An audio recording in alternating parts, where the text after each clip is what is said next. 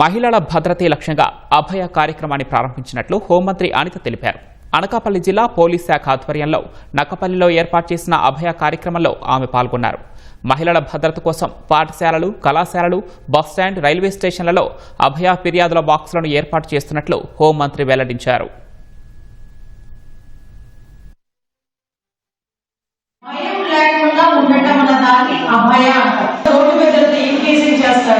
ఎవరో వస్తాడు మన మీద యాసిడ్ పోస్తాడు, ఎవరో వస్తాడు మన సైబర్ క్రైమ్ లో ఇరికిస్తాడు.